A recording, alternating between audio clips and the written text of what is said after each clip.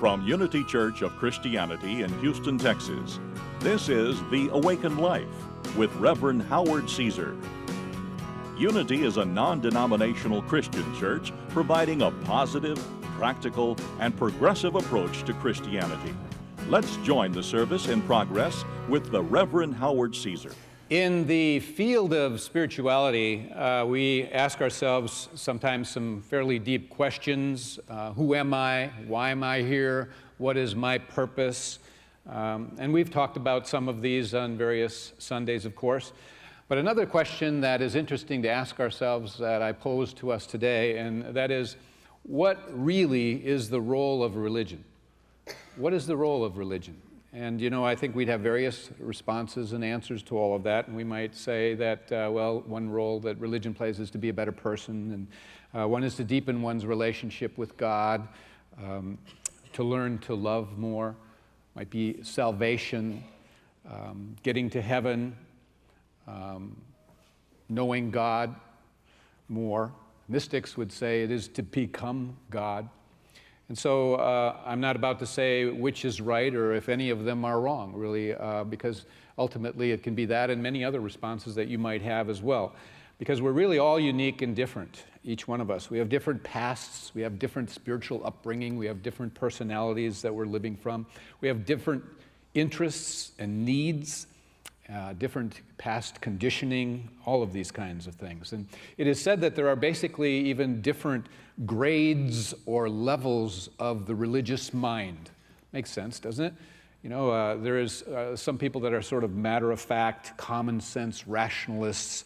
You know, they don't care about form and ceremony, but they just want the hard fact, intellectual stuff. That's what satisfies them.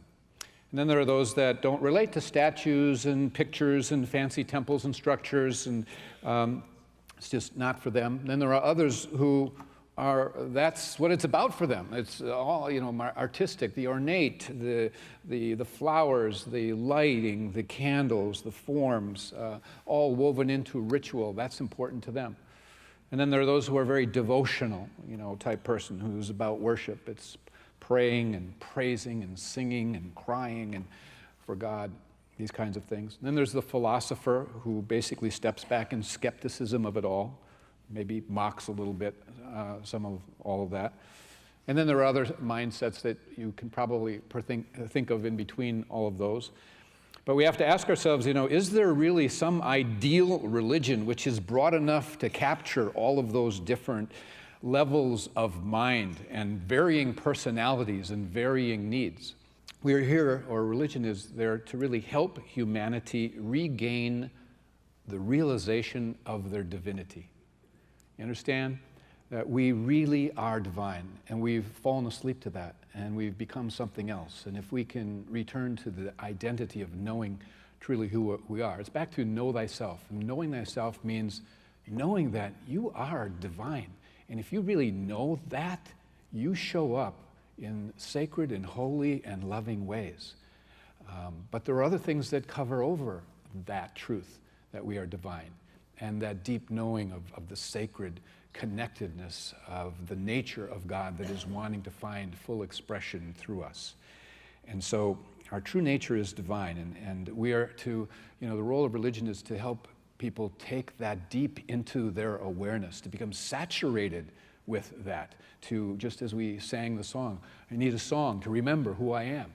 That essentially, if we can do those things that can help us remember who we are, the nature of our being, and that we're all divine, and that is our spiritual heritage, really. And it's really only our ignorance of this true nature that binds us and causes us pain and suffering and conflict, truly. And so religion's role is really to create a consciousness of unity with God, unity with humanity, unity with all life, because it's all God, and to basically heal this separation consciousness that exists, that we fall into. It's to aid humanity in the realization of one's own wonderful divine nature that is often sometimes asleep within us all. Excuse me. And so when a person begins to reach the higher states of this unity consciousness, then he sees really neither man nor woman out there when he looks. He sees neither sect nor creed.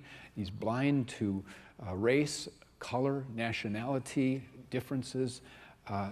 That person who comes from knowing that their divine nature, that they are divine, they're one with God, and that everyone else has this divine nature in them, they somehow go beyond and find this infinite one spirit that is in and behind in every human being, you know?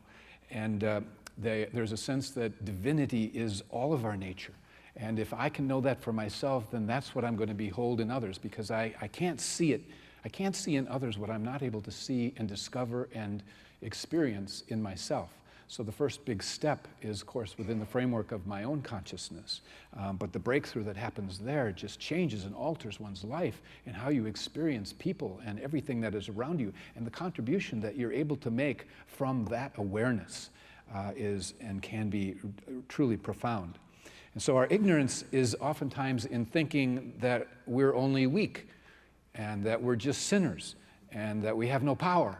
And for many generation and century, people have been taught that. There's a term, Pali, P-A-L-I. And Pali is the ancient source language of Buddhism and Hinduism.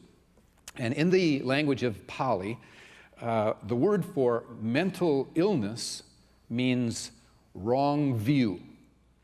So if you have any kind of mental illness, it's basically you just have a wrong view of things, a wrong view of yourself, a wrong view of the people around you, a wrong view of life, a wrong view of how you're looking at it all. That basically that is an element of mental illness. And there's a quote from an Eastern sage that reflects this very thing. And the sage said, "The mind composed of ignorance or wrong view suffers from spiritual disease. It sees falsely. Seeing falsely causes it to think falsely, speak falsely, act falsely. You will see that everyone, without exception, has this spiritual disease." So you're not alone. Okay. And a person should not interpret that to mean they are given license to make other people wrong, you know, their view and how they see things. That basically what's really being pointed out here is that the wellness of our mind hinges on a clear and true embracing of this divine nature. And so it's basically developing the sacred relationship between our true self, our true nature, the divinity of God within us, and God itself, that there is no separation. We're one with the source. And when we begin to distort or limit or rationalize things away from this true nature that is inherent, that which we truly are, then we start to experience the spiritual disease that this sage is really talking about. So we live actually in a world of a multitude of different personalities. We're facing personalities all the time, different conditions, religious and otherwise, and which means that we get all kinds of various responses really to this idea that we are all divine. Not everyone accepts the idea. Some of you, it's like, oh yeah, that goes down real easy. It feels really good. I've always bought that, and I've always felt that. But others are like, who are you kidding? We're all divine. Have you looked at the world? There's evil there. Where's the divine in everyone and everything? Give me a break. I mean, people have that stance. And that's not to make them wrong. It's just a wrong view. Okay? That's part of our mental disease, is not knowing the truth. Because if all humanity really knew the truth and was the truth, the whole world would be healed. And that's the healing of the world, is helping people remember who they are and then being that. And it starts with you. It's not waiting for the other guy. It's not waiting for the rest of the world. It starts with you. You're here hearing that message. Therefore, it's you. You are being called to that, you see. And that's the role. There are no accidents. You're here to hear that and to become that. And so, as you know, this idea, keep in mind, Jesus had to deal with humanity basically perceiving God at different levels. And there were those who, at the first level, thought of God as a separate God, naturally. And some of us all began there too, and some may even still be there, where we see God as being far away, up in the heavens somewhere, sitting on a throne, and we look upon God as fear because he's living off in the heavens somewhere, governing life here, and is issuing punishment on the bad and reward on the good, and it's that kind of a concept. But then what happens is, as man advances spiritually and begins to think and get quiet with himself and just reflect, he begins to feel and discover that God is more than that God is actually around him, and begins to sense that, and that there is a presence, and we call that omnipresence, the omnipresence of God. That God is not just off in the heavens somewhere, but that God is the creator of all. And therefore, if the creator of all, God must be inside of me, a part of me, okay? That divine intelligence. And therefore, that God is everywhere, in everything, in all life, that intelligence. It is not a distant God. It is a present God. And so then there are some few individuals that advance beyond that further into what is called a unity consciousness with God. And Jesus taught omnipresence and unity consciousness in these deeper teachings when he said, I am in my Father, and you are in me, and I am in you. So he was trying to convey, and a lot of people didn't really get what he was saying because they were stuck and glued to loyalty to other existing viewpoints and theology.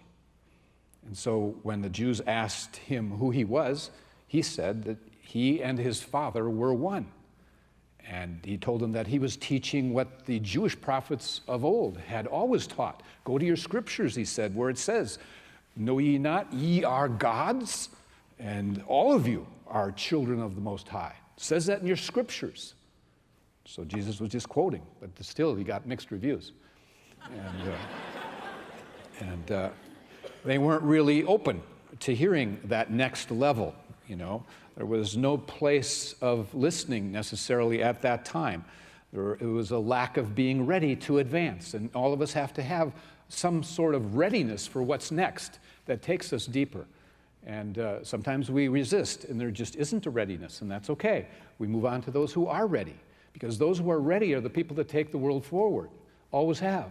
And sometimes they're scorned and mocked and everything else. And so the Apostle Paul ran into these same difficulties in facing bodies of people who not only didn't have a place for listening, but they stirred up opposition to what Paul and his group were trying to do, the Apostle Paul. And you can read in Acts, particularly if you just go to one chapter, which is Acts chapter 17, you can read about all the things that Paul encountered of resistance. You know, it's there that it tells us how he came to Thessalonica, and he went to the synagogue there, and he reasoned with them for 3 days in the scriptures, talking with them. And it says that some of them believed, you know, and some of them were Greeks and chief women. But, you know, the women were open, but men sometimes, I don't know. Sorry, guys. That's judgmental, isn't it? Oh. But anyway, the quote from that passage is, "But the Jews which believed not, moved with envy, took unto them certain lewd fellows of the baser sort, and gathered a company," meaning a mob, "and set all the city in an uproar." So that it was this group that just total resistance, total pushback to Paul and what he was about. They said Paul and his group were acting contrary to the decrees of Caesar. I'd have to wonder about that. And saying that there is another king, Jesus, and they troubled the crowd. And so anyway, Paul had to leave, and so he left in the night, and he went to Berea, a place, and he arrived there, went to the synagogue, and the passage in this chapter says that they were more fair-minded than in Thessalonica, that they received the word with, and they used the term, with readiness. They received his word with readiness. And it said many of them believed. But it also said then those bad guys from Thessalonica heard that they had gone to Berea, and they came, and then they stirred up the crowds again. And so Paul had to leave, and he went to Athens. And so he went to the synagogue there and was reasoning with them. And he went into the marketplace daily. And it said that there were certain Stoic philosophers that he encountered. And they came and they said, "What does this blabberer want to say? What, thinking too highly of him. And he comes to be a proclaimer of foreign gods." Anyway, they took him to a plaza. And there's this particular plaza they had there in Athens where the different philosophers would speak and talk, and they said, "You know, you're bringing some strange things to our ears, but we want to know what these things mean." And so Paul, in the plaza, before all of these people who were sort of testing what he was about and what he was introducing, he said to them, "Men of Athens, you know, I perceive that in all things you are very religious people. For as I was passing through and considering the objects of worship that you have here, I even found an altar. And on the altar there was this inscription. And what it said is, 'To the unknown God.'" To the unknown God. He said, "Therefore, the one whom you worship without knowing, him I proclaim to you. Him I proclaim to you, a God who made the world and everything in it. Since he is the Lord of heaven and earth, does not dwell in temples made with hands, nor is he worshipped with men's hands as though he needed anything, since he gives to all life and breath and all things." So Paul is teaching to them and introducing to them this idea of the omnipresence of God. It's in all things, everywhere, okay? And it's here, the idea of the unity of God as well he's sharing. And it's here that he tells us, he says to them, he is not far from each one of us, he says, and then that wonderful line, "For in him we live and move and have our being." We're in God. God's in us. There is no separation. That's a powerful line. It's in him that we live, and in him that we move, and in him that we have our being. Very, very powerful. "For we also are his offspring," he added.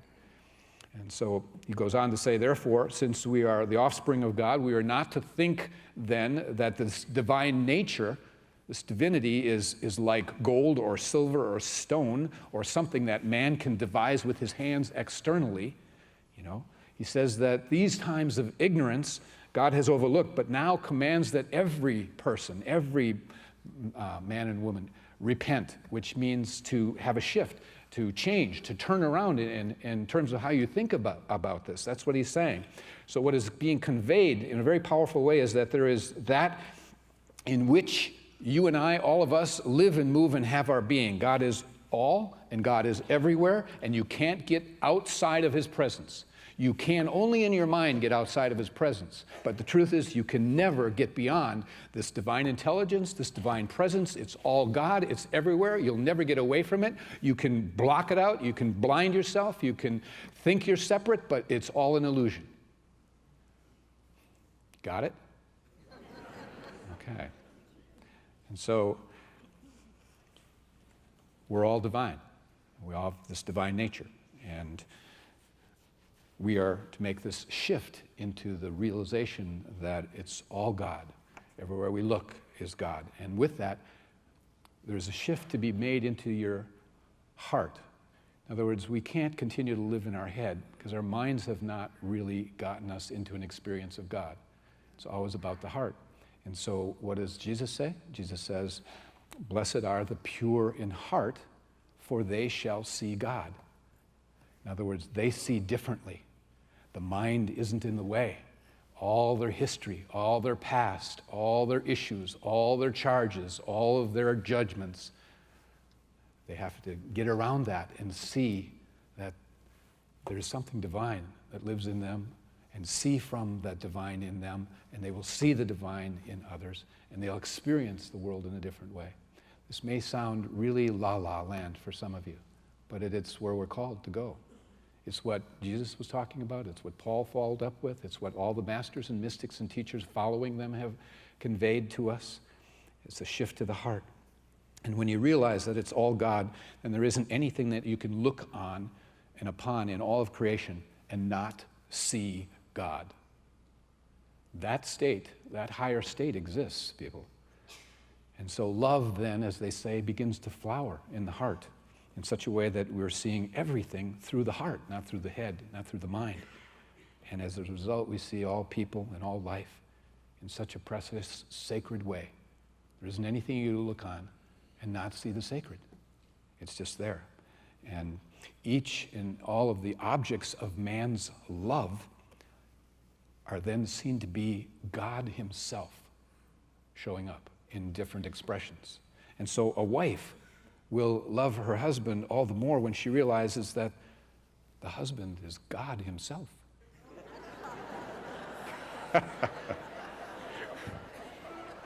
You laugh. Yes, he is a part, an aspect, an expression of God himself, somewhere in there. And a husband will love his wife all the more, when he sees that she is God himself. And the children we will love all the more. And the mother-in-law he will love all the more. Because they are all God. They're all God.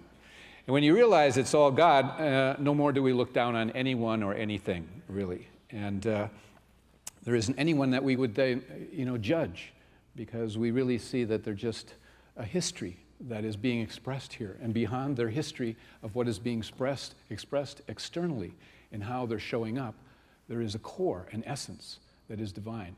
And so those people who see from the heart always look past that. And they actually go with compassion if a person is struggling, whether they're poor or a pauper or a street person or a woman of the evening or whatever. There's compassion that they have had to make decisions and have had sequences in their life that put them to that. They're not approving the expression, but they're not judging that person wrong. They're sending a prayer that they might remember who they are and make some adjustments and new choices, is all. There's an exercise that we can all enter into, really, and that is to sit quietly by ourselves and just think of people, think of the world, and just say, you're all God. You are all God. And bring to mind the people who we love, family members, friends. You are God. You are God. And you're all manifestations of the one living God. And those people who you've had conflicts with and difficulties with and can't get along with, if you can get to the place where you say, you are God. The divine is in you. That's a big stride for any one of us. And it's a powerful stride. And so we begin to see beyond the outer masks of personality into the true nature that we're all divine. Because when when we realize this, our relationships, it's very helpful in dealing with relationships to see that you're really not encountering a person, their true nature. What you're encountering are all these different personalities that have grown over the top of this real person at their core. And so all we are a multitude of personalities. We are a crowd inside, We really are. And so we're really not meeting the person, we're meeting the personality that happens to be there in that moment. And there can be hundreds of personalities because we all have likes and dislikes and comforts and discomforts, and we all have different histories and pasts and emotions and charges and hurts and wounds and so forth that get triggered, and therefore all of a sudden a personality pops up and we wonder how. And it might have been just a word we said, it might have been something the person saw, it might be who knows what, but all of a sudden they shift into something and we don't have a clue how they got there and what we're dealing with in this moment. And they can all of a sudden shift back because there's different things triggered in us. A person can go through 10 personalities in 10 minutes or more, all right? I mean, it's possible, it's conceivable. And so we can have times in which we are relating with another in which we or they are in the personality of fear. There can be many fear personalities, of course, but a person can be functioning from the personality of guilt, of shame, of jealousy, of greed, of control, of envy, of abrasiveness, aloofness, self-hate, insecurity, judgmentalism, weakness, loneliness, rigidity, coldness, warmth, kindness, carefree, softness, generosity, love, hate, attack, anger, joyous, sad, happy, depressed, positive, negative, silly, fun, serious, peaceful, helpful, objectionable, oppositional, agreeable, supportive, non-supportive, trusting, non-trusting, a victim, a martyr, helpless, hopeless, helpless, hopeful, powerful, powerless. We could go on and on, couldn't we? Yeah.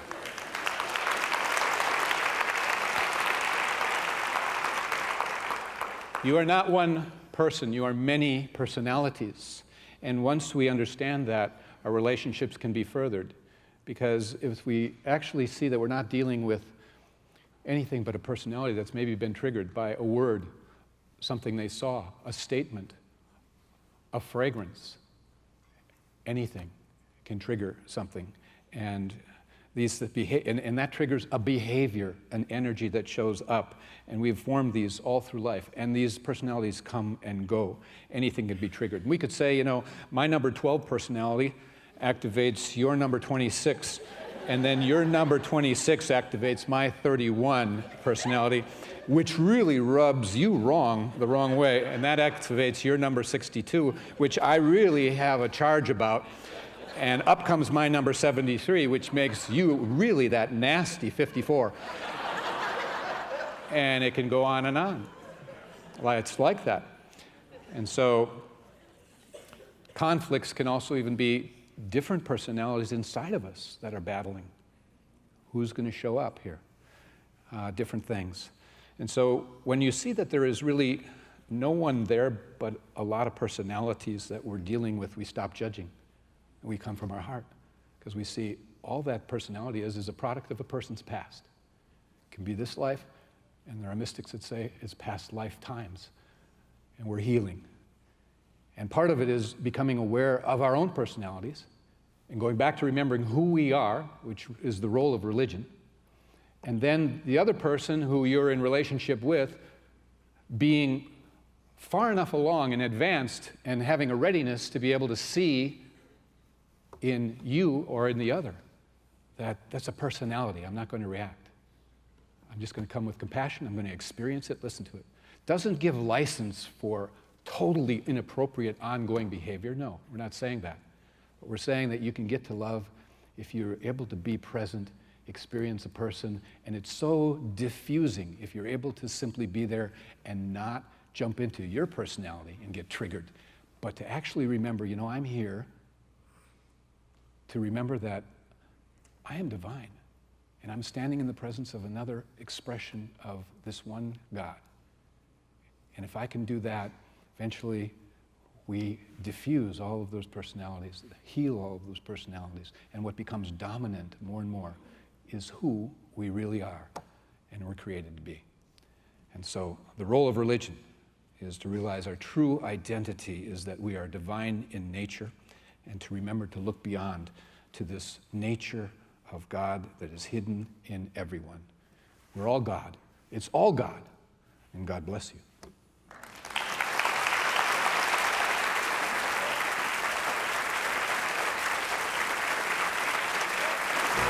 Thank you for joining us for today's message. We invite you to be with us again next Sunday. At Unity, we believe that God's presence of love and goodness is everywhere, and that life is meant to be good. You can find out more about Unity and our teachings at unityhouston.org.